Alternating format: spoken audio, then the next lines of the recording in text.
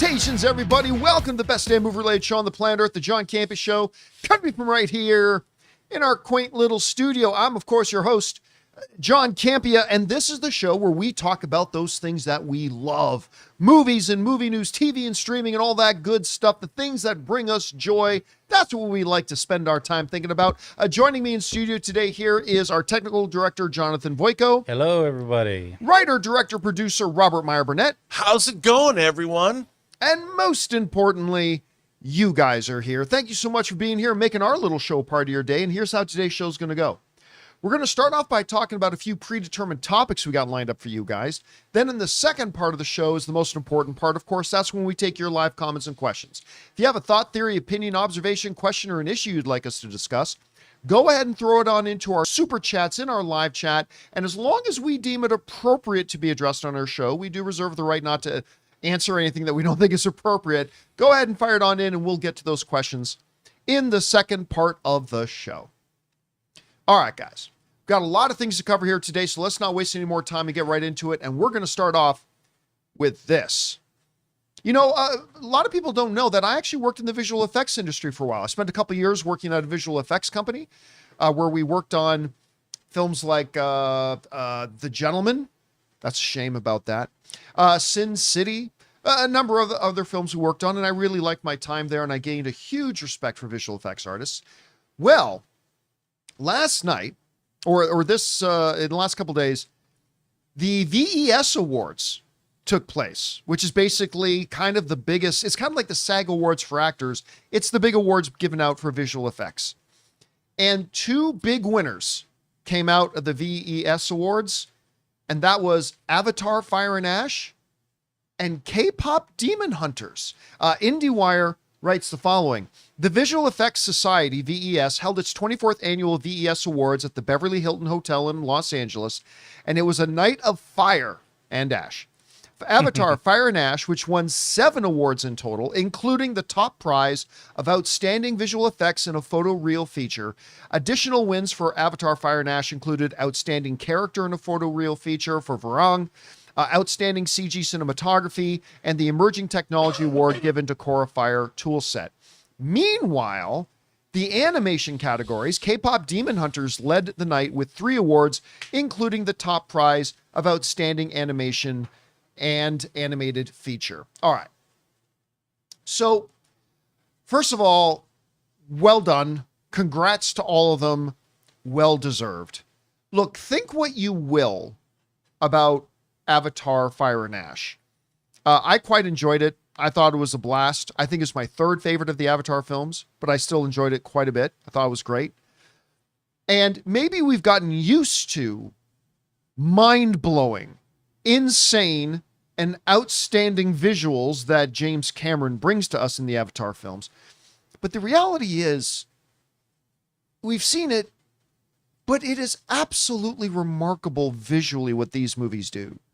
Like, other than the high frame rate, which took me out of it here and there. It did for me too. Yeah, I wasn't a big fan of the high frame rate. But that aside, the visual effects in and of themselves, it is so odd now that we take for granted how flawless James Cameron makes it look like when a Na'vi character is interacting with a human character, and you never doubt for a second, yeah, that's those two standing on a stage together. It's absolutely remarkable what they do. And yeah, there may have been some other movies that also had some great visual effects. That's great. So it brings up the question, does this give them the inside track at winning Best Visual Effects at the Oscars? I think yes. A lot of these VES members are members of the visual effects branch of the Academy. I think this probably is a pretty strong indicator. I kind of thought Avatar: Fire and Ash was probably going to win Best Visual Effects even before the results last night. I think the last night's results only drive it home even more that that's what's going to happen. So I think it does give us a bit of a glimpse at, come Oscar night, we're probably going to hear Avatar mentioned for Best Visual Effects. Now, that brings us to Kpop Demon Hunters. Does Kpop Demon Hunters winning the VES last night give it the inside track to win Best Animated Film? No, not in the least. Because remember, this isn't about what's the better film. It's about just the effects done it in the animation branch. And listen, I'm not a big fan of K-pop Demon Hunters, the movie. I am obviously, as I've said many times, completely obsessed with the music in it, though. I love the soundtrack. I may have listened to one of the songs in the car this morning, driving my dog to the dog park. I can neither confirm nor deny. I love the music in it. I didn't love the movie, though, but it is visually stunning. Like the art style and the way they execute it is visually gorgeous. So good for them, but I don't think it means they have any side of inside track to win Best Animated Feature. I don't think they're going to win Best Animated Feature. I certainly don't think it deserves to win Best Animated Feature, but it's real popular. It's real damn popular. Anyway, Rob, you saw the results of the VES. Any surprises for you? And what do you think about Avatar taking the top prize? Those, you know what, that I was, when I saw that movie at the Directors Guild in high frame rate, beautiful projection, it's jaw-dropping. And it's even more jaw-dropping when you watch the behind the scenes, those 2 documentaries on Disney Plus, right, which are great. And like you were saying, what they've accomplished in those movies is just astonishing, because nothing is real. They have the performances obviously are, and the actors they shoot a lot of live action stuff. And human characters. Yeah, and all of it, but all of it it's just unbelievable. And so it doesn't surprise me, and that Varang is the best character. I mean, incredible, just incredible stuff. Sinners got an award too. They call it supporting visual effects. Yeah, and because Sinners had a couple of really, I thought, impressive, like that one, that's the fire explosion, like one of the characters. Yeah, sure. Well, even that transformation of that character in that movie. There's there's some really cool, and those are they talk about verisimilitude. So I liked seeing that too. But yeah, the VES awards are always fun. But nothing surprises me. These people love K-pop Demon Hunters. By the way, the Criterion Collection on disc is putting out K-pop Demon Hunters. That's crazy. Really? Criterion, yeah. I mean, look, regardless of what I think about the movie as a whole, there's no denying it is pop culturally sensational. And when you hear about the woman who basically came up with the idea and stuff, it was truly something born out of passion. Right. It wasn't like some confection that was thrown together in a boardroom. So it deserves all the success it's been getting. And it's going to get featured heavily at the Oscars. I mean, only 2 songs are being performed at the Oscars. And that's the one, I Lied to You, Daddy, I Lied to You from Sinners. And, of course, Golden from K-pop Demon Hunters. So a lot of K-pop Demon Hunters is going to be featured at, and they are, of course, nominated for Best Animated Feature. Anyway, guys, question is for you. What do you think about this? Not surprisingly, Avatar Fire and Ash took home the top prize at the VES Awards last night for visual effects. K-pop Demon Hunters on the animated side as well. Whatever you guys think about it, jump down to the comment section below and let us know your thoughts. All right, guys. Under the category of good news, bad news, comes to us the subject of Scream 7. Of course, Scream 7 is opening up tonight. I actually have my tickets. Gonna go see it tonight. I'm not the biggest Scream fan in the world. I really like Scream 5, the first one with Jenna Ortega. Surprisingly so. Like, I really like that movie. Scream 6 was okay. It was a big step backwards. And now we got Scream 7 with, of course, the queen of the Scream franchise, Neve Campbell, making her return. So I'm going to go see that tonight. But as I said, it is a variable good news, bad news situation. The good news for Scream 7, as according to this report in the Hollywood Reporter, is that it's projected to be the biggest opening of the year so far. They're projecting an over $40 million opening for Scream 7, which, congratulations to them. That would be great. That's awesome for them if they can hit that. A $40 million opening, they're thinking around $60 million worldwide. Good for them. That's the good news. It's like the doctor saying, good news, you don't have to cut your toenails anymore. Bad news, we have to amputate your toes. Because here's the bad news. The bad news is that Scream 7 is also debuting with its worst critic score across its 30-year field. As of this recording, and it can change, it definitely will change, but as of this recording, it's sitting at 44%, which isn't as terrible as it sounds. That means if you take 100 critics, 56 of them don't like it, 44 of them do, but still it is the lowest they've had in a while. Let's go over and see what some of the critics are saying about this Scream film. Benjamin Lee liked it, said a scrappy, passably entertaining new chapter that limps onto the screen with wounds to show. Not great, but they liked it. Fred Topple has been around this business a long time. He liked it. Said the script navigates trauma, protectiveness, defensiveness, secrecy, and other emotions with maturity. Inverse didn't like it. They said, despite clocking in at under 2 hours, Scream 7 feels far too long and plays out sans intensity or rhythm, let alone a rhyme or reason to prolong the series' life after 30 years. Geek Vibes liked it. They said Scream 7 veers towards both familiar and brand new territories. It might not reach the same heights as the other installments, but the kills and the heartfelt show that even a 7th movie in a franchise can feel refreshing at times. Mama's Geeky liked it. They said Sydney's back, but the script is a bit of a mess. Despite a weak revival, Scream 7 delivers brutal kills and a meta return fans will die for. The direct did not like it, with a 5 out of 10. The new sequels were clearly building towards a promising arc for Sam that created a nice through line between them, and there was no plan B when Spyglass fired her. No pivoting to Indiana or making up character motivations on the fly can fix that. The film Maven didn't like it. They said Scream 7 certainly is the worst of the franchise, and while an 8th installment seems like a foregone conclusion, especially if it opens at $40 million, everything about this is sloppy, inconsistent, and tired. Comic Book Resources didn't like it. They said losing Ortega and Barrera was a critical hit that obviously left the studio scrambling, but the method they chose to move forward by weekly echoing the past was not it. Alonzo over at Film Verdict didn't like it. He said, unfortunately, the earlier, the better Screams could handle both carnage and characterizations, and the latter is sorely missing here. Daily Dead did not like it. Said, too bad everything here tastes like bad faith, and I'm less jazzed by the hour to see this franchise continue in its current state. And then a couple people liked it, a couple people didn't like it. Anyway, it sounds like the people who liked it didn't love it. People who didn't like it didn't really seem to think it was the worst thing in the world. It sounds like it's badly lukewarm, which is That's how I love my soup. Badly lukewarm. I mean, look, again, I confess I'm not the biggest fan of the franchise. I know I've said this many times, but the whole conceit of Scream is kind of undercut by this notion of, like, Friday the 13th, you have Jason. Jason is Jason. Nightmare on Elm Street, you have Freddy. Freddy is Freddy. Michael is Michael. There is no Ghostface. There's no Ghostface. It's just a series of randomly different people who decide to put on the same Halloween mask and copycat.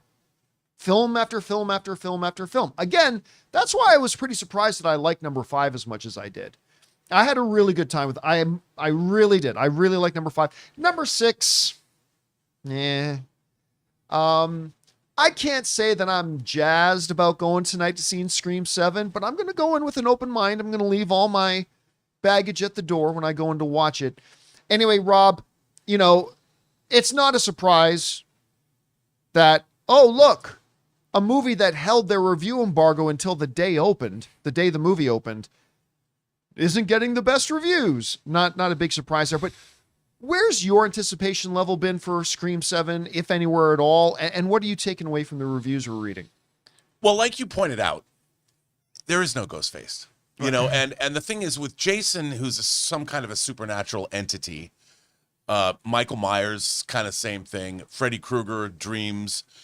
You can believe that year after year after year that these creatures continue to exist. But Ghostface, it's like a lot of people have a fixation on this, the killer. But to be fair, I thought the first Scream was not only was it a legit meta send up of horror movies, it also was a great horror movie unto itself. Yeah, and very clever. Very, very, very clever. And the following sequels are pretty good as well.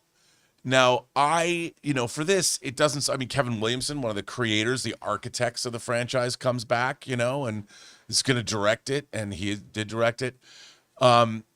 I don't know if that's always the best thing in the world, for somebody to direct their first time feature or whatever, but technically it's a second. It's a second feature, yeah. It doesn't surprise me that it's not great because you're stretching credulity with each movie. You have to figure out a way, and that the fact that you have to make them focus around all these characters that we met 30 years ago. I mean, it just seems a little silly, especially because Ghostface is not.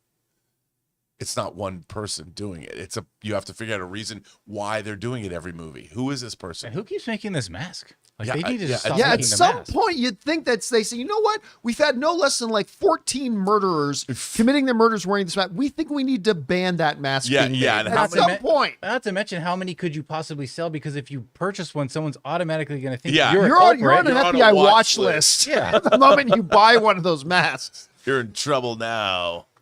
Anyway, I mean, listen, I thought it was a really good move that they got Nev Campbell back. Yeah. And that clearly resonates because, again, they're projecting this is going to be the biggest opening that they've had and that's clearly because Nev Campbell is back. But, I mean, you still got to write a good movie. And I just don't know how much longer you can keep going with this. Like, every movie, it's like, wait, somebody else is wearing a mask and killing people? Right. Like, it's the same premise every single time. But there is goodwill for this franchise. There is. There's There's a lot of it. People have goodwill toward this franchise. So if people still enjoy it, let's scream. Yeah, make 10. Let's scream. All right, guys, question is for you. What do you think about this? Good news, bad news? Which one do you prefer to focus on? Bad news is the worst critic reviews of any of the films they've had in the franchise. The good news is it looks like it's going to have a pretty solid like a really good opening for the franchise. Whatever you guys think about this, jump down into the comment section below and let us know your thoughts. All right. With that down, guys, let's move on to this. The other day on the show, we had a spirited debate about the IMAX future of Avengers. Rob was of the belief that out of the kindness of their heart, Dune was just going to give up some IMAX screens for Avengers I'm Doomsday. still of that belief. Whereas I was pointing out that won't happen and has never happened. But one of the things I think we mentioned yesterday was maybe internationally. Well, according to a new report, that's exactly what's going to happen. It's been redoubled down that, yes, Dune has exclusive rights to all the American IMAX screens, but not in all of them. Avengers Doomsday is going to get some IMAX exposure internationally. They wrote this. However, Avengers Doomsday will still be showing in IMAX internationally, not all markets, but in a number of them, meaning it can get a revenue boost in international markets. Most importantly, it's the first Avengers film since 2019's Avengers Endgame, which was incredibly well received and grossed $2.7 billion worldwide. So it sounds like, I mean, obviously the American market for IMAX is where you want to have your IMAX screens, but it does sound like the pie is going to be split up a bit. They gave the American rights to Dune. Sounds like Avengers Doomsday signed the rights for some international markets. It still holds, though. Jonathan brought up a point yesterday, and it still holds because I believe Dune's exclusive window on the IMAX screens is 3 weeks. It does open the door, depending on what else is coming out 4 weeks after Doomsday, and if something else has already gobbled up the rights to the IMAX screens. Right. But that notwithstanding, it could theoretically open up a avenue where going into week 4, the 4th weekend of Avengers Doomsday, they can go, you saw Doomsday and we're thrilled, blah, blah. Now see it like you've never seen before on IMAX, on the 4th weekend. And really do a secondary kind of marketing push for something like that. That could, because, there's going to be a lot of people who see Doomsday who are going to see and go, man, I would have loved to have seen that in IMAX. And now they're going to have another excuse to come back and go watch it again. So anyway, again, not as ideal as having the American IMAX screens, but the fact that they're going to at least be getting some IMAX exposure, I think is a good thing. Rob, you hear about this. Can that be considered a bit of a consolidation, or do you think they're really going to focus a lot on a good secondary marketing push to get people back after Dune finishes its American IMAX run. Yeah, I think it's gonna. I mean, look, I think Doomsday is gonna play longer than Dune. No anyway. doubt. I 100% agree. Yeah, and so I think that you'll eventually get to go see Doomsday in IMAX, and they will make a big push. Come see the movie. But were we talking about how it's not being filmed for IMAX? Somebody said to me that it wasn't. I don't know if my friend Alvaro. I know Dune was, but Yeah, Dune. But somebody said that Doomsday was not. And I think I was like, that's odd because Infinity War and Endgame were. So again, I don't know, but that doesn't make a lot of sense to me if it wasn't, because I really like the format for Infinity War and Endgame. I like the IMAX enhanced, so to speak, as they say on Disney Plus. I dug it. So this movie, if anyone this movie will definitely benefit from the IMAX screen. And now you can do it on your second screening because most of these people are going to see it twice anyway. Oh yeah. I think a lot of people are going to see it more than twice. I wonder if A-list is going to get a bump because people are like, I'll just get A-list and go see it 4 times. That has happened before. There have been a couple of other major marquee movies that have come out where we've had people write into this show and say, I went out and finally broke down and I got A-list just so I can see X movie Keep it for like 2 5 months. times this week. Yeah. I mean, it's as good of a reason as any. Again, as critical as I am about AMC theaters, man, AMC A-list is the thing to have. Anyway, guys, question is for you. What do you think about this? Apparently, while Avengers Doomsday will not be getting any IMAX screens in North America, at least during the first 3 weeks, they are going to get some international IMAX exposure. And they could always go back on the 4th weekend, again, to the best of my knowledge, though, depending on whether another film has already eaten up the rights there. But anyway, whatever you guys think about this, jump down to the comment section below and let us know your thoughts. All right, guys.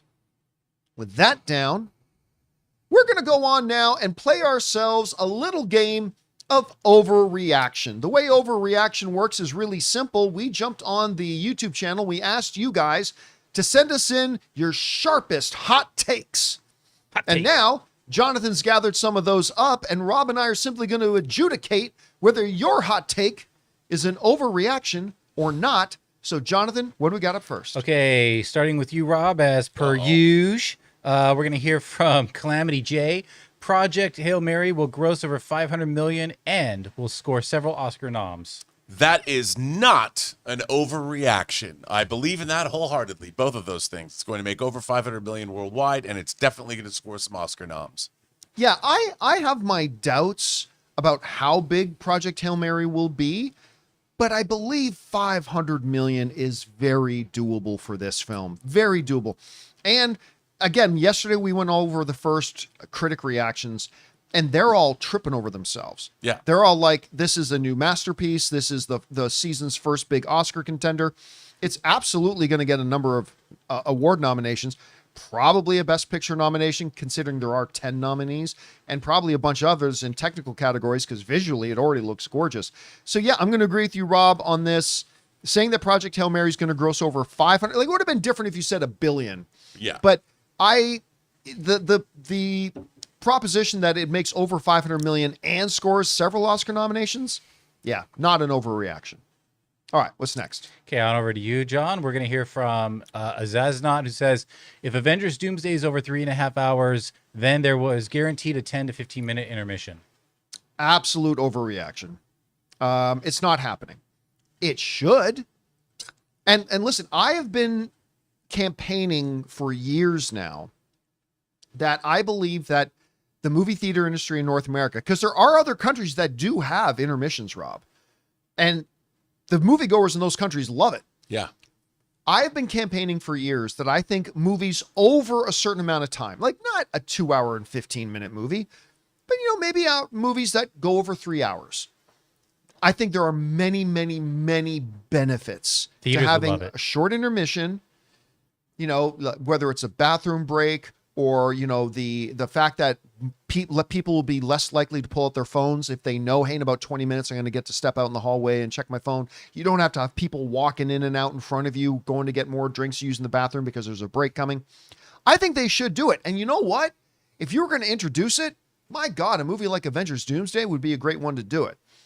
Two things, though. I don't think the movie's going to be over 3.5 hours long. I think it's going to be shorter than that. And even if it is, they ain't bringing in intermission now. They might someday, but we're not close to it yet. So I'm going to say this is an overreaction. Rob, what about you? I think it's an overreaction too, for just the same reasons you said. Although if they did, I hope they also add an overture at the beginning. Oh, it has to. Oh, yeah. I think Hateful Eight, the Roadshow version, had an intermission and it had an overture. I would love to see that brought back. You know, Star Trek: The Motion Picture and The Black Hole, which both came out in 1979, they had overtures at the beginning, and they're great. What was the last one with Adrian Brody? Not the Architect. What was it called? The Brutalist. The Brutalist. Absolutely. That yeah, needed an intermission. I saw it at the Vista, and there was an intermission, and it had the dun dun dun. Yeah. Oh, they like did that do an whole- intermission there. Yeah, they had a whole Let me give you a great example about why this works. I always see people throw this would be bad for it, and this would be bad for it. No, it wouldn't. You know why? My wife's got a season pass to the Pantages Theater. We go to see Waitress, Les Mis, Hamilton. I'll be there in June. And you know what? They all have intermissions. Mm-hmm. And never once did we go and go, oh no, it's taking me so long to get back into the show. Yeah, Now that no. we took a break, oh no, my little head can't handle it. Mm-hmm. Yeah, it's always fine. Broadway does it. Everybody does it. And it works. NFL has halftime. They're NBA very has happy about it. halftime. I mean, it's fine. It can, again, I'm not suggesting for 95% of the movies, but I'm just saying if you, every once in a while, if you get a Movies. movie that's like well over 3 hours, might be a good idea to throw in a little intermission. Yeah, because it look, you don't want people. The worst thing is having to pee while you're watching. Oh, a movie. 100%. And you don't want to miss any of the It's movies. so just distracting. It's so distracting. And not just for Exactly. you, but for the people you got to walk in Yeah. and out of. Anyway. All right. Sorry about that. All right. What's next? Back over to you, Rob. We're going to hear from Ian Barth. Spider-Man: Brand New Day will be the highest-grossing Spider-Man movie of all time. That's an overreaction. Yeah. I think that, look, I think Spider-Man Brand New Day is going to be really interesting and probably be very good, but I can't see it making more money than No Way Home. I just can't see it. Yeah. Because No Way Home, you have the irresistible gimmicks of all those villains and 3 Spider-Men. Yeah. It's an overreaction. Now, a lot of times we've had people sending questions on overreaction and what's more likely about, whether Spider-Man can outgross Doomsday, which it can't. But can it outgross all the other Spider-Man films? Well, what you're really asking is, can it outgross Spider-Man No Way Home, which came this close to joining the $2 billion club. Mm-hmm. And it had going for it the whole Andrew Garfield and Tobey Maguire thing. It had going for it that the MCU was still at its peak. It had going for it that a lot of people were still going to the movie theater, all that kind of stuff. And just none of that stuff is there. Will this movie be good? Destin's directing it, so I believe it's going to be good. Is Spider-Man Brand New Day going to be big? I absolutely believe it's going to be huge. Does Spider-Man Brand New Day make $2 billion? No, it's not. So I'm gonna agree with you on this one, Rob. This is an overreaction. All right, what's next? All right, we're going to go back over to you, John. We're going to hear from Super Bear. The Super Mario Galaxy movie will be the highest-grossing animated movie of 2026. I mean, look, okay, before I say whether there's an overreaction, I'll say it's not crazy to think that, because the last Super Mario Brothers movie made $1.3 billion. But while there are a number of animated films, I do want to bring up 2 in particular. There's a little billion-dollar franchise known as Minions that has a film coming out. Oh, and by the way, this other little animated franchise called Toy Story Yeah. that has, and they just put out their first trailer that surprised a lot of people. Yeah. There were a lot of Toy Story naysayers who saw that trailer and went oh, this actually looks really good. And so, you know what? It could. It absolutely could. Will it? But is it enough of a chance that you can say it will do it? Man, if it wasn't for the fact that you had Toy Story and a Minions movie both coming out, I'm going to have to say overreaction. Rob, what about you? I think it's an overreaction too. I mean, this is some tough competition from multiple billion-dollar animated franchises. So, yeah, I think it's an overreaction. All right. What's next? All right, Rob. Moving over to you. Is this an overreaction from Lionel Jacob? If Paramount loses the bid to buy WB to Netflix, they buy AMC theaters instead in order to either prevent Netflix owned Warner Brothers movies from showing in their theaters or charging them a much higher fee to do so. Well, that sounds vindictive. Yeah, I think that's an overreaction. Look, I don't think that if it doesn't work out, you know, going after revenge by buying something else, that's one way, I guess you could get revenge, but that's not really how it would work. Oh, well, and then as soon as it got, I mean, I think Paramount, their earnings that was recently came out the other day, like they need to get their own house in order. Yeah, they need to make some money, and their slate is not that impressive coming out this year. So I think it is an overreaction. Okay, so two things. Number one, it is a massive overreaction. Number two, it would be massively illegal. Okay, first of all, do you spend... I can't remember look up for me, Jonathan, what the market cap on AMC theaters is right now. It's not big. It's not big. I think it's like a 1 or 2 billion. I can't remember, but it's not all that big. But 614 mil. Like less than a billion. 604. So you probably have to put in an offer of around $1 billion to buy it. Well, there's two things. Number one, no studio wants to be in the movie theater business because they know how badly they have screwed movie theaters over, and they know how tough movie theaters have it. They don't want to be in the movie theater owning business. Secondly, David Ellison would be sued by his own shareholders if he spent $1 billion of their money and got them into the movie theater business for nothing but just spite. Yeah. He would be sued by his own shareholders. Not to mention, then you're going to purchase that. The shareholders are going to say this. You're going to purchase that, but you're not going to show some of the most successful movies that are being released. Yeah. So there's that. And on top of that, now let's say they did it. Let's say he didn't care if his own shareholders sue him, and he doesn't care if he's wasting the company's money when they're losing money like crazy right now. Doesn't care. I just want to stick it to Netflix. This guy's like a Targaryen. Okay. Then Netflix is going to sue you. There are laws against that. You can't do that. You would be sued out of existence. So number one, it's just not a good idea. Number two, you'll be sued by your own shareholders. And number three, it's just straight up illegal. You can't do that. So yeah, for that reason and many others, that is a big overreaction. Yeah. All right, what's next? All right, I think this is our final one. We're going to go over to you, John. Is this an overreaction when we hear from King Anime? With the success of the Netflix live-action One Piece, will Disney Fox make a rebooted live-action Dragon Ball? Ooh, okay. I think the answer is no, they're not. But I'm not going to call that. I'm going to say it's not an overreaction, though.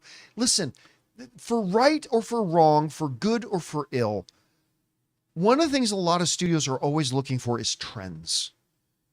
Sometimes wisely, most of the time very foolishly, but they're always looking at trends.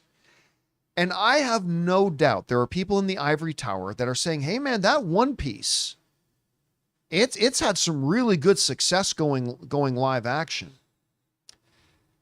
And I think they would be foolish too, but I think you know what? I think there are probably conversations going on right now in the Disney Ivory Tower about maybe trying to give a live action Dragon Ball Z, whatever you want to call it, a live action thing again. Now, the reason I think it's a bad idea is because they tried it and nobody went to go watch it. Now, you can say, but John, it was awful. Yeah, but you didn't know it was awful till opening weekend, and nobody went to go see it opening weekend. The second thing is this, and I'm not a big Dragon Ball fan. I don't hate Dragon Ball, but I'm not a big Dragon Ball fan. You can't do that live action. The whole premise of Dragon Ball is, oh my God, it's over 8,000! And then like a fist moving him. It is perfectly suited. It is perfectly suited for the animation. What's the word I'm looking for? A medium. Yes. Yeah. It is born for the animation medium. It is perfect in the animation medium. I don't think it belongs in I don't think you can do it. And I say this as somebody who's not even a huge Dragon Ball fan. I don't think you can do it justice in live action as you can in animated. I don't think you can capture the spirit of it in live action like you can in animated. So I don't think it's a good idea, but I don't think it's an overreaction to think that Disney's absolutely considering it. So I'm going to say not an overreaction. Rob, what about you? I don't think it's an overreaction to consider it either. I mean, you see that one animated show from Japan can be turned into live action, and it's successful. People, that's what Hollywood loves to do. What's the next one we can do? So, whether it's Dragon Ball Z or something else. I mean, hell, they're making a live action Gundam movie, I hope, because I love Gundam. By the way, the NX-93 from V Gundam / Charged Counterattack is my favorite mobile suit. Just want you to know. All right. Well, guys, that will wrap up this little session of Overreaction. Thank you to everybody who sent in their hot takes. Keep your eyes open on the YouTube channel for when we put out our next call for submissions, and maybe you'll see your hot take get adjudicated right here on Overreaction. All right.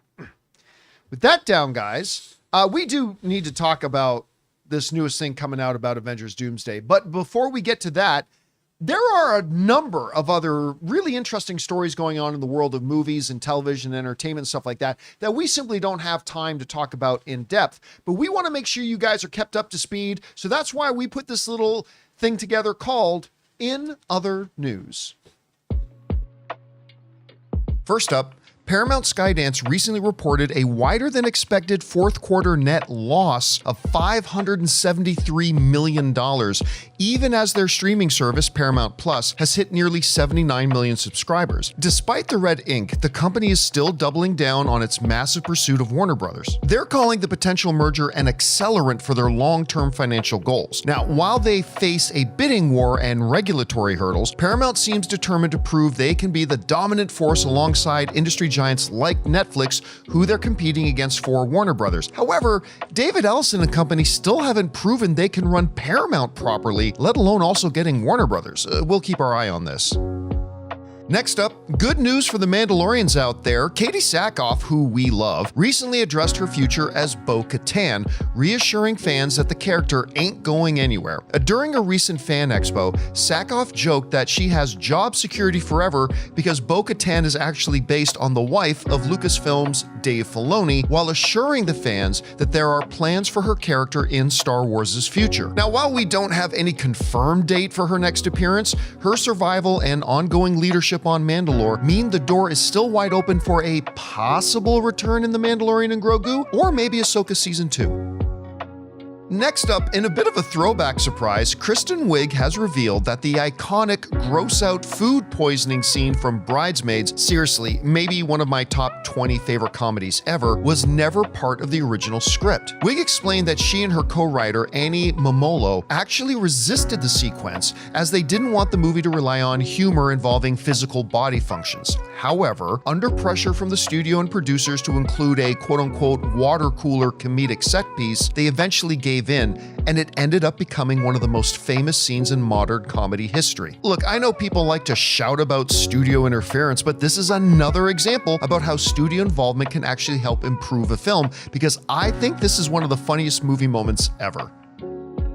Next up, there's a rumor going around surrounding Daredevil Born Again and the possible future of Wilson Fisk. Showrunner Dario Scardapani recently hinted that the Mayor Fisk political storyline will reach its conclusion in Season 2, moving the show towards a more street-level vibe inspired by the classic Frank Miller comics for Season 3. Now, that caused rumors to circulate that Kingpin might actually take a back seat or disappear entirely after the next season to allow for a new power vacuum in New York's underworld, though many fans suspect he'll eventually return to reclaim his throne. Listen, change is good, and it can't always be Daredevil versus Kingpin, but I have to admit it's hard for me to imagine a season of Daredevil without Vincent D'Onofrio. Next up, did you know that Guillermo del Toro has never watched the sequel to Pacific Rim and refuses to? According to a recent interview, he has a very specific reason for why he hasn't seen the sequel to his Robots vs. Monsters epic. He says it's like watching home movies from your ex-wife. The Oscar-winning director revealed that he was originally set to direct Pacific Rim Uprising, but a clerical error involving a missed deposit on sound stages caused him to lose his filming window, leading him to make The Shape of Water water instead, which ultimately worked out because it led to him winning Best Picture and Best Director at the Oscars. Now, while he read the script and saw it was very different from his own vision, he chose to stay away from the final film entirely to avoid the heartbreak of seeing how his world was handled by others. Next up, history is being made at the Cannes Film Festival. Acclaimed South Korean director Park Chan-wook, the mastermind behind movies like Old Boy and Decision to Leave, has been named the jury president for the 2026 festival. He is now the first Korean filmmaker to ever hold the prestigious position in the festival's 79-year history. This appointment highlights the mutual loyalty between Park and Cannes, where he has won numerous awards over the decades, and places him at the helm of the group that will select the winner of the next Palme d'Or. And finally, we have a bit of a surprising casting update from the world of Westeros. Sam Spruell, who played Maekar Targaryen in the first season of A Knight of the Seven Kingdoms, Egg's dad, has confirmed he will not be returning for season 2.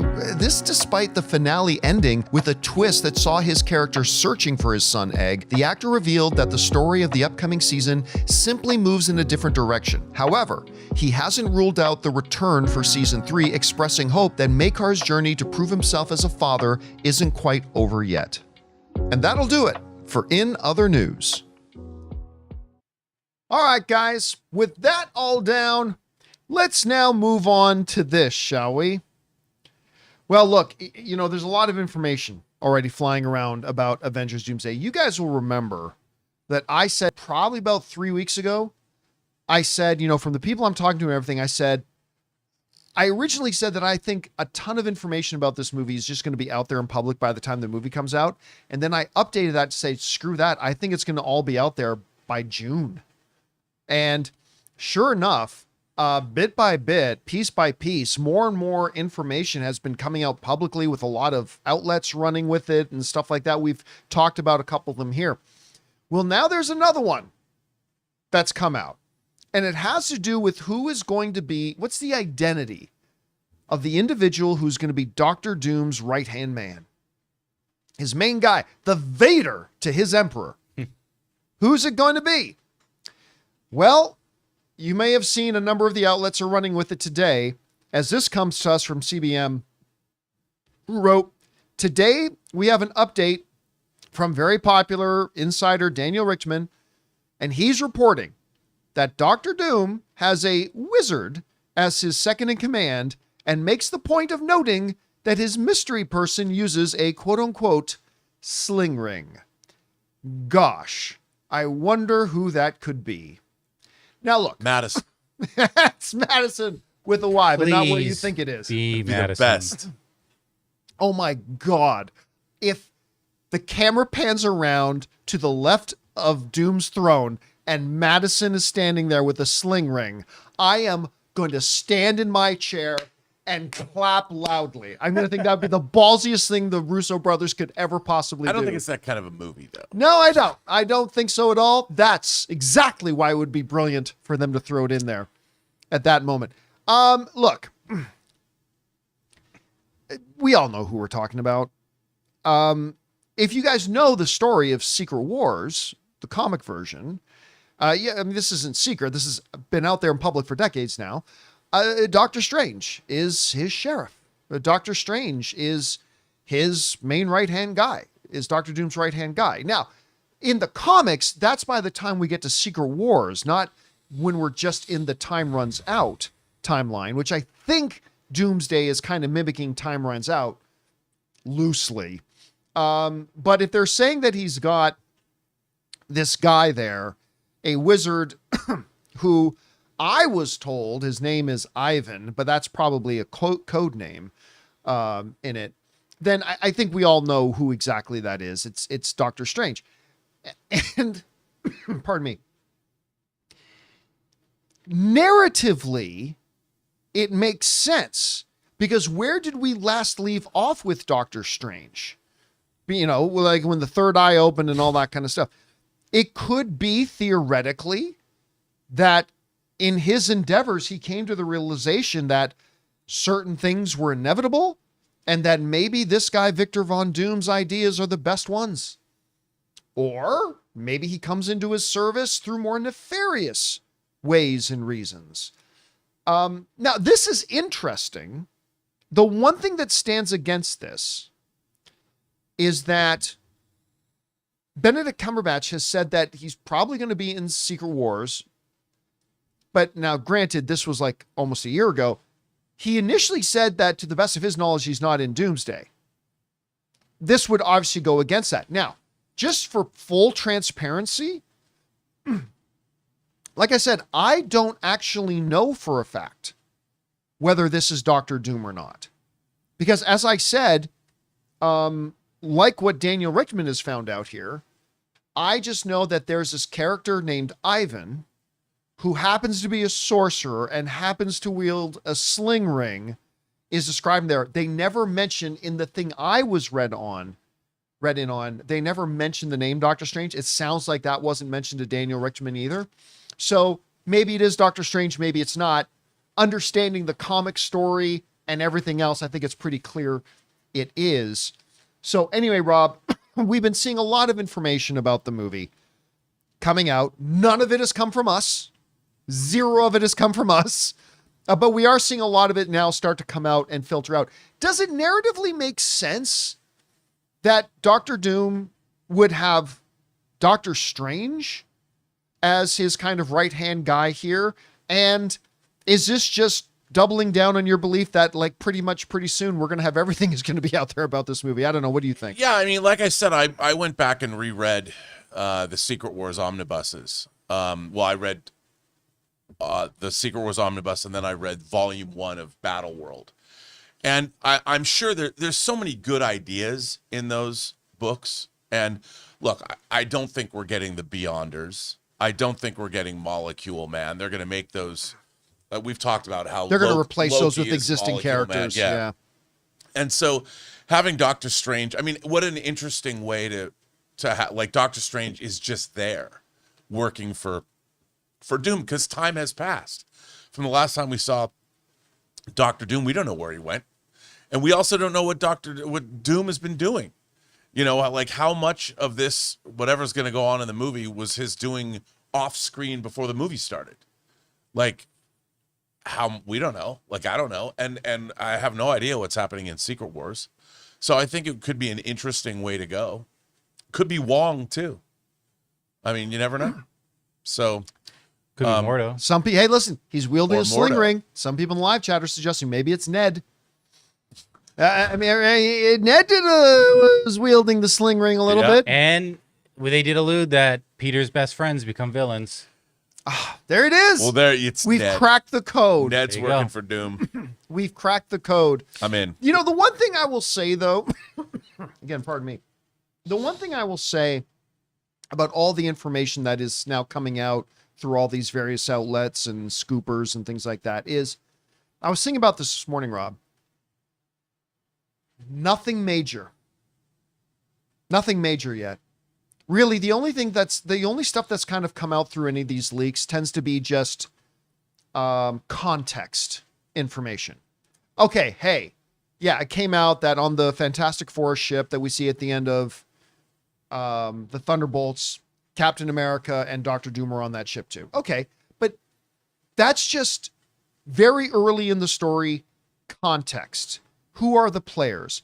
At this point, a lot of the, I would say none of the, oh my God, moments or things or stuff has come out. Like, all that has still seems to be kept firmly under wraps. And hopefully it stays that way.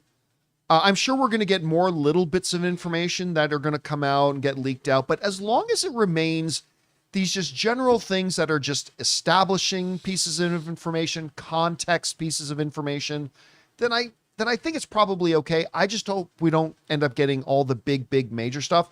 You know, the one thing in particular I'm thinking about. But listen, somebody who's got this information is going to want to get a big thing of views on one of their videos or whatever, and it will probably leak it at some point. But up until this point, it hasn't happened. Do you think it can stay like this, that maybe just little inconsequential pieces of information come out? Pieces of information that we'll probably find out in trailers at some point anyway? Or Do you think at some point in the near future, no, some of the bigger bombs are going to start to drop? What do you think? No, I think, I don't know. I haven't seen, there's a lot of scrutiny on this movie. There's a lot of people and Marvel has created it themselves because, the question is, the obvious question would be, does Robert Downey Jr., does his Doctor Doom actually have some connection to Tony Stark or not? Like, there's no reason to say that he does. We just assume kind of that there must be. But if he's just playing Doctor Doom as Doctor Doom, you never know. Although I would think that they have to do something. So I just think that this film, there's so much interest around it. Everything's going to get spoiled. Everything is going to get spoiled. But you know what? It doesn't matter. Doesn't matter.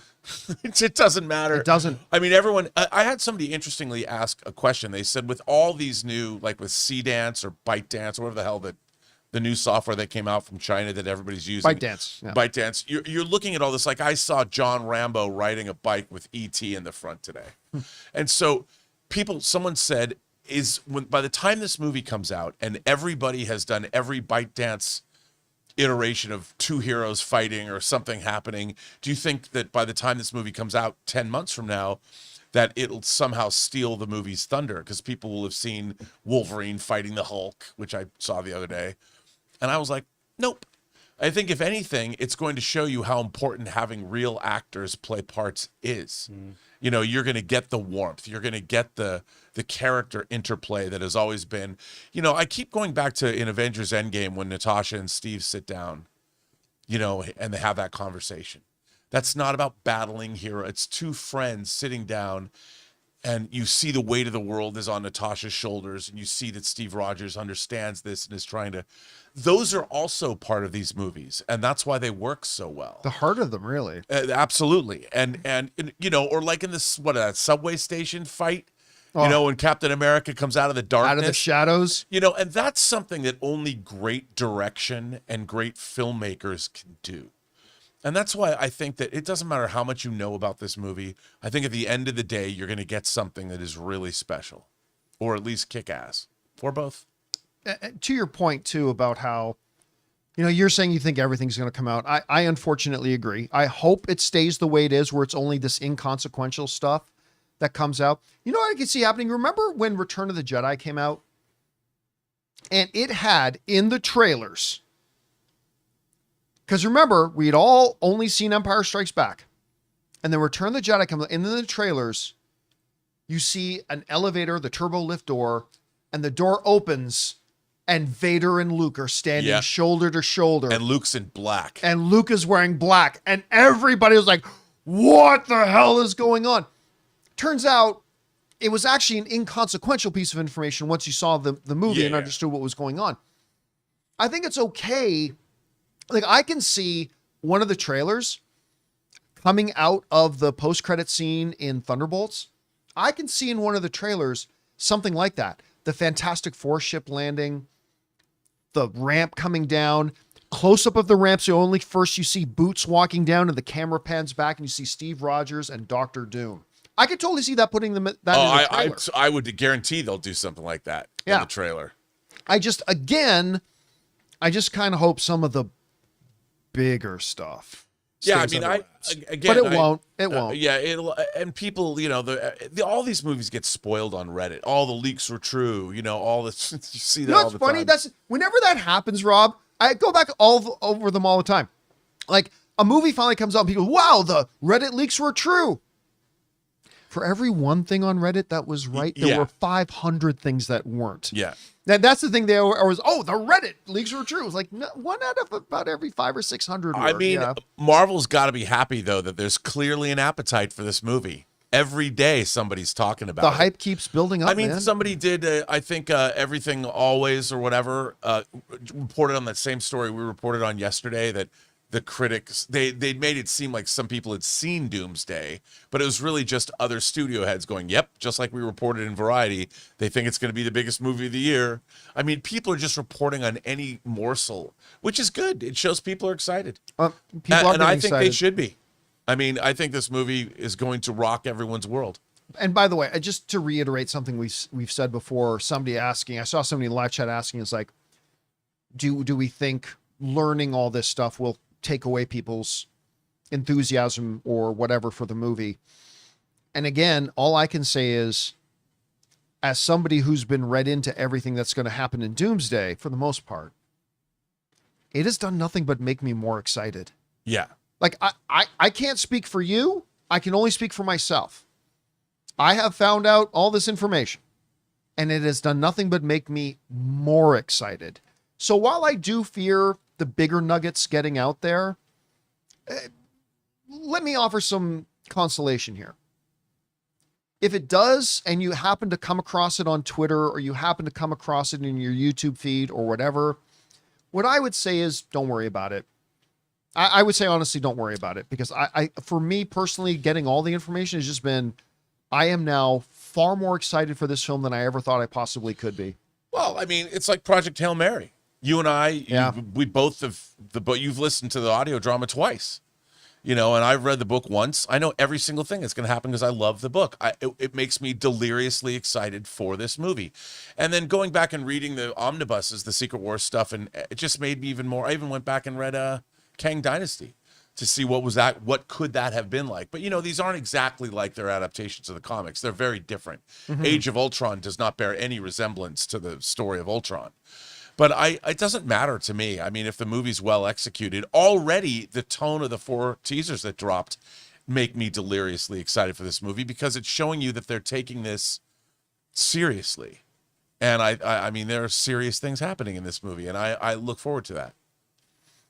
All right, guys, question is for you. The reports are coming out that there is a wizard-type character with a sling ring who happens to be Doctor Doom's right-hand man. In the comics, of course, that is Doctor Strange. It would narratively make sense that that's who they're talking about here. Do you think that's who it is? If so, what do you think that ultimately means? Whatever you guys think about all this, jump down into the comments section below and let us know your thoughts. All right, guys. With that all down, it's time for us to move on to the most important part of our show, which is, of course, taking your live comments and questions. But before we do that, we're going to bid good afternoon to writer, director, producer Robert Meyer Burnett. Great job as always, my friend. We'll talk to you again tomorrow. John, I would be remiss if I didn't wish you a very happy birthday. I totally forgot. Thank you very much. That's right. It's my birthday today. It's your birthday today. I totally forgot about that. Thank you, my friend. Cure 50 Cent. We will talk to you tomorrow. Yes, you will. All right, guys. With that said, let's get over to the important stuff. Your questions, shall we? Jonathan, what we got up first? I don't know why this keeps happening, because I know that I have it connected, but then it disconnects. Here we go. Bobby Jackson, with Ryan Coogler's X-Files casting their first lead and Danielle Deadweiler, how soon do you think we'll hear about casting for the male lead? I suspect very soon. And I'll be honest with you, I'm not all that interested.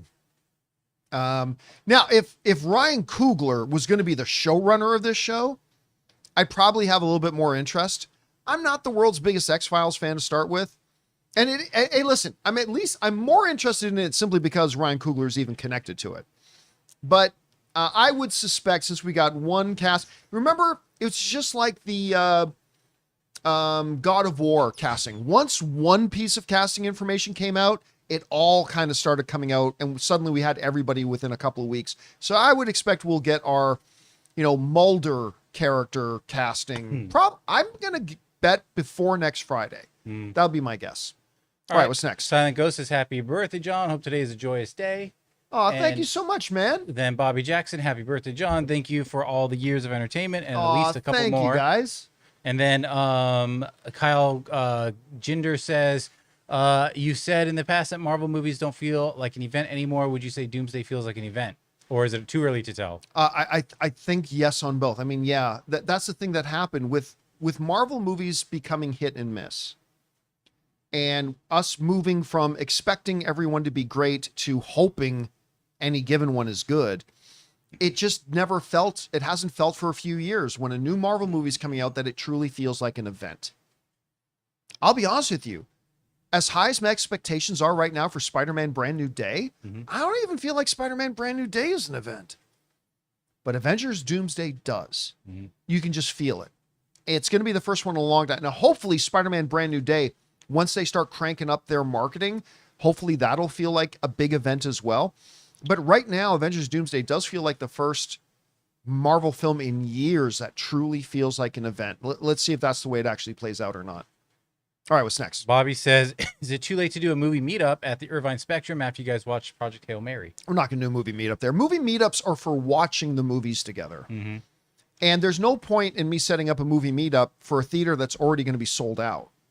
You know what I mean? Like when I'm picking a movie and a theater for a movie meetup, I try to make it on a less, like I'm not going to pick a movie that's opening up that weekend on a Friday night, because then there's no place for our community people to come and get tickets for.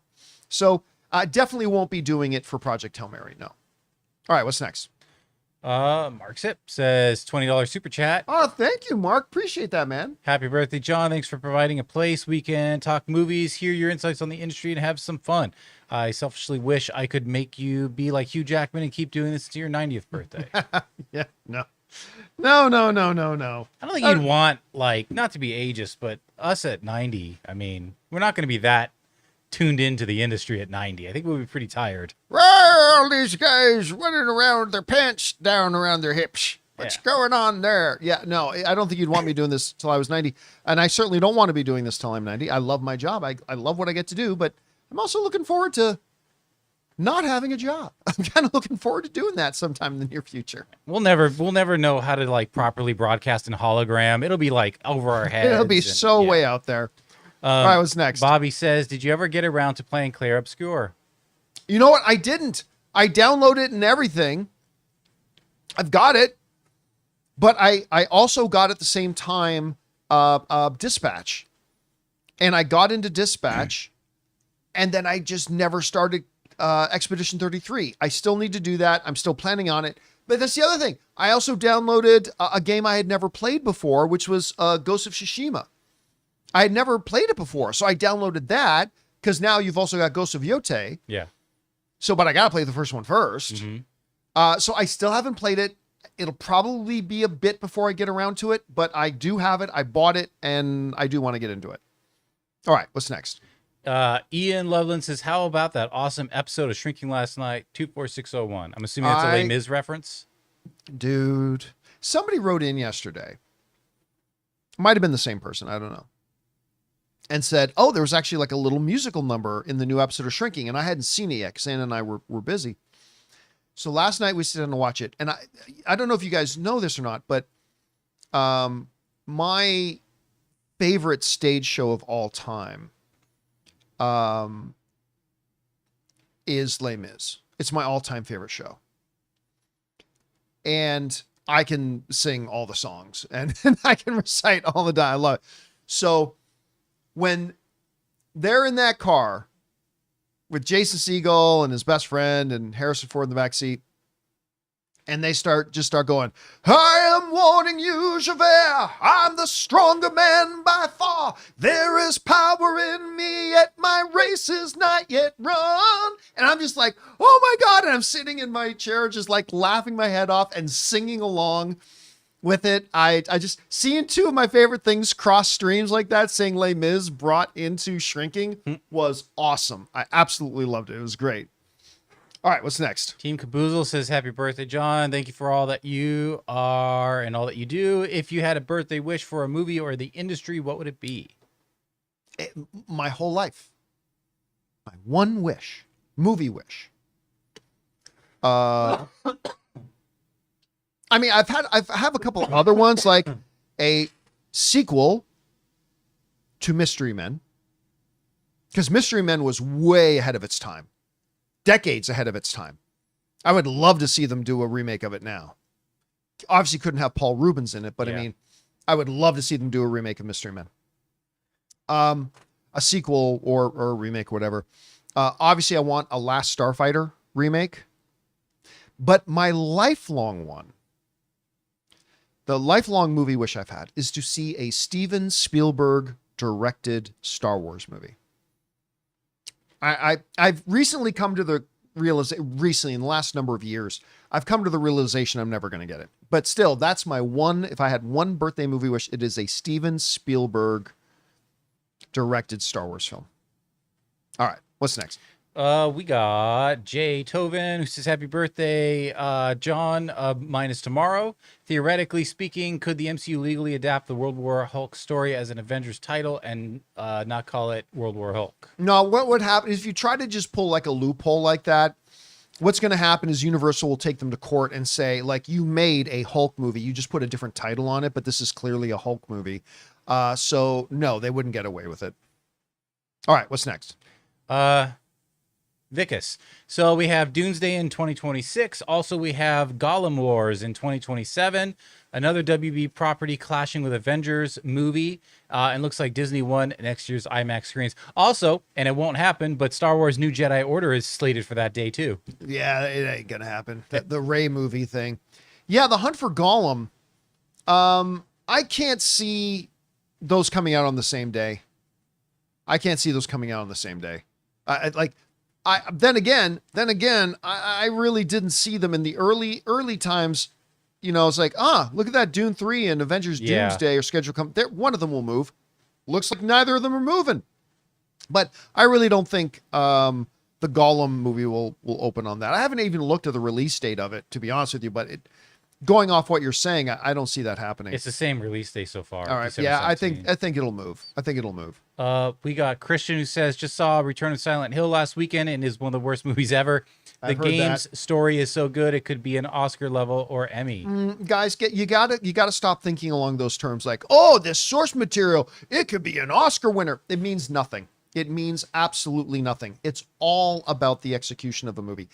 Listen, a movie about plastic building blocks became one of the most delightful animated films I had seen in years at the time with the Lego movie, right? That's a movie about literal square plastic building blocks. And it was one of the most charming, delightful animated films I had seen in years. It doesn't matter what the source material is. Like the older I get, the more and more I'm realizing that's the truth. It almost doesn't matter what the source material is. It's all about, so yeah, you can have brilliant, fantastic source material, but that really doesn't mean anything about how well it will be as a movie or anything like that. So that being said, yeah, I've heard that movie was terrible too. I heard it really disappointed. All right, what's next? I guess he had a part two. Nominated SETIs when executed correctly, like we were saying, like Last of Us, but they changed all of it in the movie for the worse, and it is a nightmare now. I mean, listen, I've seen some things where they stayed really true to the source material and it ended up terrible. Yeah. And then I've seen things where they radically changed it from the source material. I'll just use an obvious one, like Captain America: Civil War, and it turned out to be one of the greatest movies ever made in the genre. So again, I don't even think it's not like stay as close to the source material and it'll go well. That I've just seen too much proof that that's not always the case. Whereas sometimes some of the best stuff comes out of taking real liberties with the source material. It all comes down to each individual project. What is the vision of the screenwriters? What is the vision of the director? And then can they execute that vision? Everything else kind of just becomes details. All right, what's next? Okay, Yuhan says, finally got around to watching your documentary, Prince of Peace, God of War, just irrelevant 20 years later. Just as relevant. I imagine in an alternate universe, I'd add Pastor John Campea to my deconstruction playlist. Well, I am a theologian. So I have this little documentary that I made ages ago called Prince of Peace, God of War. And basically, you're right. I think it says relevant, maybe even more so relevant today because, and I won't get into too much, what a lot of mainstream whatever tries to pass itself off as the Christian faith today has nothing to do with the Christian faith. All these people out there banging on about how they're not, that's the brand of Christianity that's being pushed out there today is bullshit. It is not the biblical Christianity at all. It's not remotely the biblical Christianity. And that was kind of one of the things that was behind the motivation for me at the time to make my documentary Prince of Peace, God of War. But you're right. It's still something it's a very big issue for me today that still resonates. It's still a very big issue for me today. Anyway. All right. What's next? Vicus asks, Last Stand or Spider-Man 3? Happy birthday, John. I didn't catch that. Last Stand or Spider-Man 3? I guess like take a pick of a bad movie. Oh, X-Men: The Last Stand. Yeah. I'll take X-Men: The Last Stand Over Spider-Man 3. Yeah. Again, I don't think Spider-Man 3 is the worst movie, but it was definitely the worst of the Spider-Man movie. And I don't think X-Men: The Last Stand is the worst movie, but it was pretty bad by X-Men standards. But the reason I'll take X-Men: Last Stand is because there are portions of that film that I actually still to this day think are pretty good. Like there are moments like Beast going into battle, Magneto with the Golden Gate Bridge, and like there are sequences in the film that I find very enjoyable, even though overall the movie's not very good. But yeah, I'll take X-Men: Last Stand. All right. And then Vikas says Christian Bale and Leonardo DiCaprio on Heat 2. Is this true? Well, we talked about this months ago. Mm-hmm. We had topics on our show months ago that the reports were that was happening. Now, what has changed is that recently Christian Bale in an interview, whether it was accidentally or not, but he kind of confirmed that he's doing Heat 2. There hasn't been an official confirmation yet that Leonardo DiCaprio is, but we did talk about it months ago when the first reports kind of came out that they would be in it.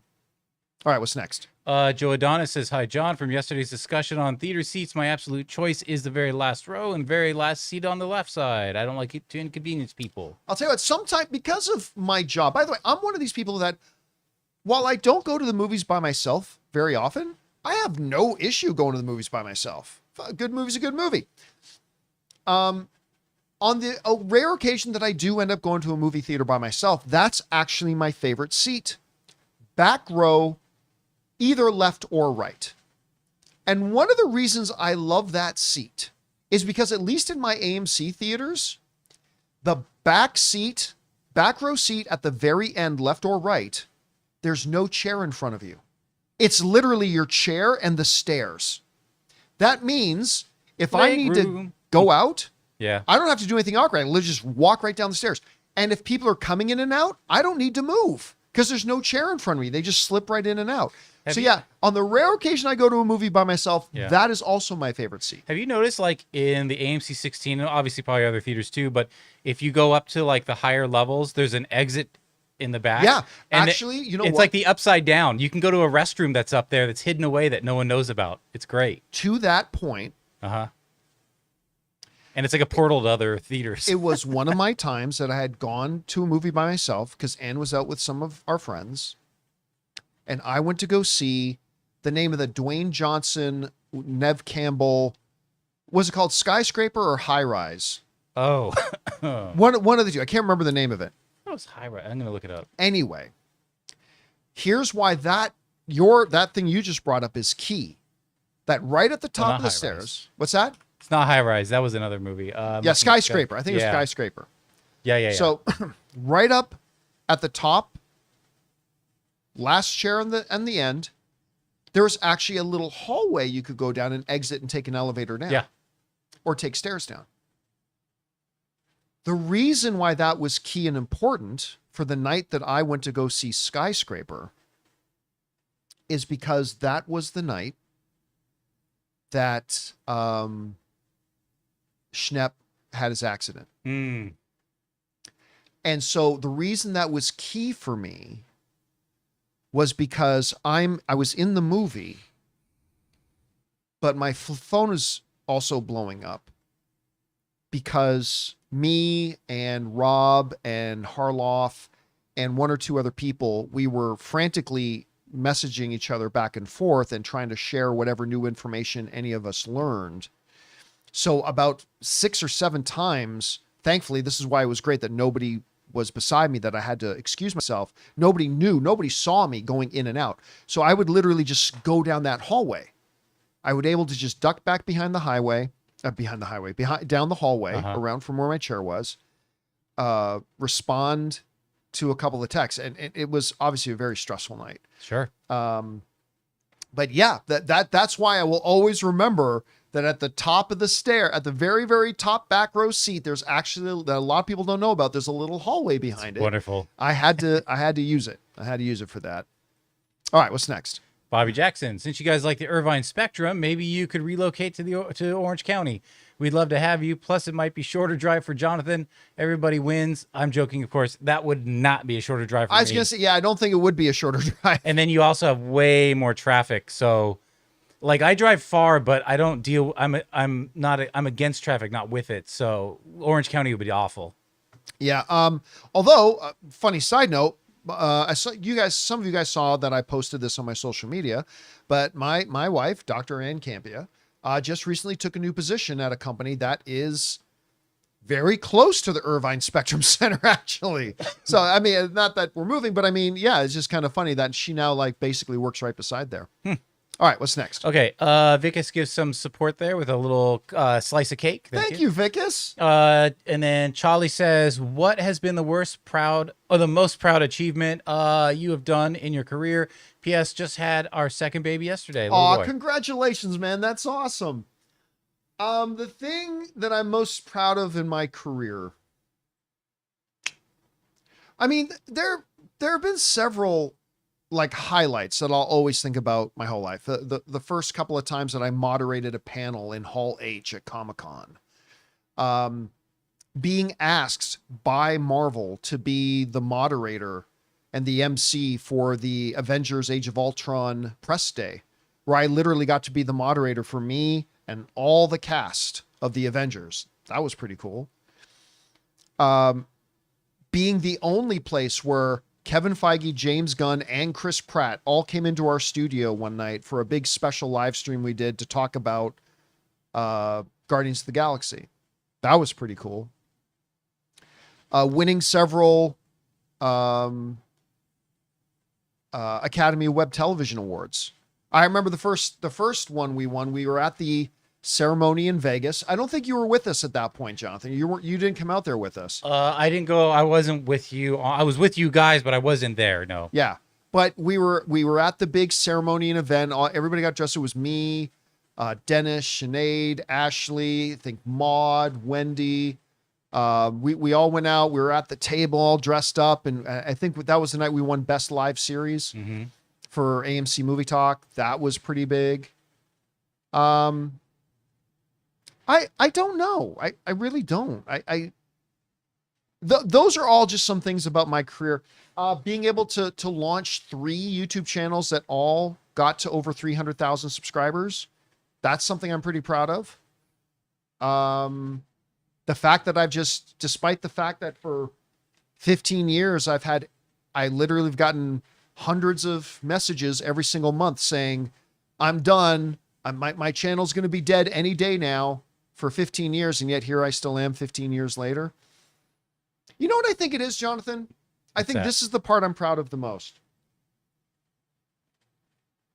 I've been able to do this for this long and be as quote unquote successful at it as I have. I'm still an absolute nobody, and like my channel is completely tiny compared to the big channels, but I've been able to do this long and have the whatever degree of success we've had. To quote Frank Sinatra, always doing it my way. I've always understood that there are things I could do that would get much more clicks. I've always understood there are certain things we could do to get a lot more traffic and get more subscribers. But I've always held to my guns that if it's not something I would enjoy or not something that I think fits who I am, I'm not going to do it. Even if it would equal double the traffic or double the subscribers or double the whatever. I've always resisted it. And I've always thought to myself, I want to live or die in my career by doing it the way I want to do it. And I think at the end of the day, the fact that here I am when since I've started doing this, a lot of people have come and gone and I'm still here. And I think at the end of the day, that's probably the thing I'm probably most proud of. Anyway, thanks for asking, man. Appreciate that. All right, we got a 2-parter from King Daddy Goat. Are you excited for Scream 7? I am nervous. And then says, happy birthday, you legend. No, legend. I'm not. I am going to see it tonight, and I'm going to do an out-of-theater reaction. I'm not the biggest fan of the franchise, although I've liked a couple of them, particularly 1 and 5. But I'd be lying if I said I was excited about it. Seeing the reviews come out certainly haven't helped. But you know what? Take Venom. All the critics hated Venom, and I went and watched it, and I loved it. So maybe that'll happen with me with Scream 7 tonight. All right, what's next? Noah says, I finished Wonder Man over the weekend. It was phenomenal. Do you think the Department of Damage Control is going to be a big part of the MCU going forward? It'd be a great counterpoint to the role S.H.I.E.L.D. used to play. They're kind of annoying, though. They are kind of annoying. But I will tell you, they play a significant role in Spider-Man Brand New Day. The Department of Damage Control plays a significant role in Spider-Man Brand New Day. Makes sense with their role from the last one. Yeah. Now, I don't think you're going to see them play a significant role like in Avengers movies or things like that. But I do know they play an important role in the new Spider-Man movie. All right, what's next? We got Matt. Love the new intro, especially the rock music, but it'd be awesome if it was a few seconds longer. Feels like it's only 3 seconds. Well, how long does it need to be, though? I mean, it's very, with YouTube shows, it's very touchy. The people lose attention within 3 seconds of an intro. Well, I mean, on top of that, too, it's like, I've always wanted to have the intro because the intro is just to introduce the show. Boom. Yeah.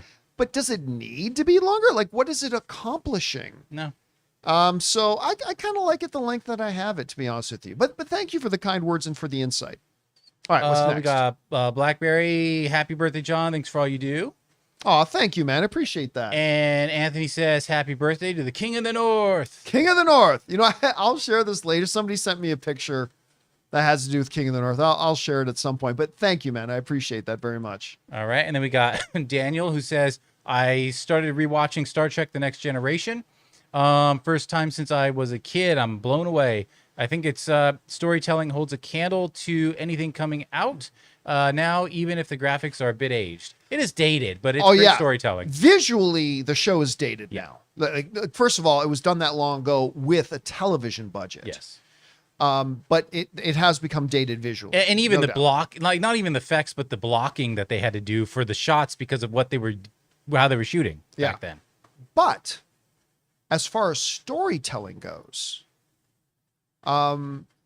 there's a lot of people who think, I am one of them. I think Star Trek The Next Generation is the gold standard. With all due respect to the original series, I think Star Trek The Next Generation is the gold standard. And following in the footsteps of the original series, a lot of people pretend like this isn't the case. The original series and Star Trek The Next Generation were very socially progressive shows. Like extremely socially progressive shows. And that was, I think, done best in Star Trek The Next Generation. So, and now listen, I think Star Trek Strange New Worlds is the best Star Trek thing we've had since Star Trek The Next Generation. But Star Trek The Next Generation, it's all subjective, but for me is still the gold standard for Star Trek. All right, what's next? We got Mate, who says, I'm so disappointed with Loki having a small role. Now there's a real chance that he and Thor won't reunite, and that would be awful. You know what? Here's the thing about, if they do this, it'll be great. And if they don't do this, it'll be awful. Dude, you don't know the movie yet. You don't know. Like, all I'm going to say, look, I'm not going to say whether or not they do or don't have Thor and Loki reunite. But all I'm going to say is this, is that, let's say theoretically, the story just made no sense. There was no place in the story for Thor and Loki to reunite. Do you just force that in for the sake of it? Yeah, it would just feel like, what was that scene?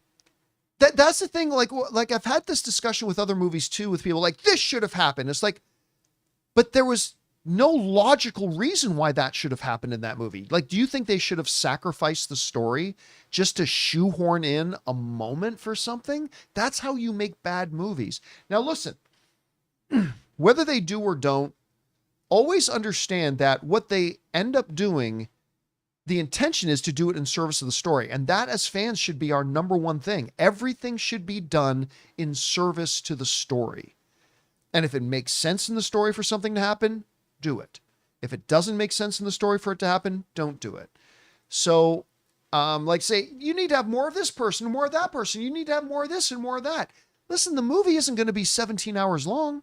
So I would say just take a deep breath, and then see the movie and see the story and then decide if you think certain things would have made sense or not. At least that's what I would recommend. All right, what's next? Luis, what is your favorite movie with terrible critic reviews?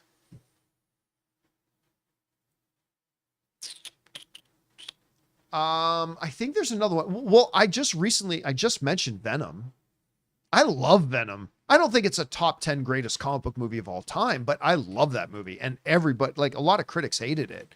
So that was one. What's another one? Well, I've got one. I mean, I could say like Vanilla Ice is Cool as Ice, but that's a guilty pleasure movie. That's which one were you going to say? Oh, just a little movie called Ice Pirates. Oh my God. 17 and 50% on the audience, and they're all wrong because Ice Pirates is so good. With a very young Hellboy. Yes. Perlman. Ron Perlman. With a much younger Ron Perlman. Robert Urich. Yeah. Oh my God. Ice Pirates, baby. I forgot about Ice Pirates.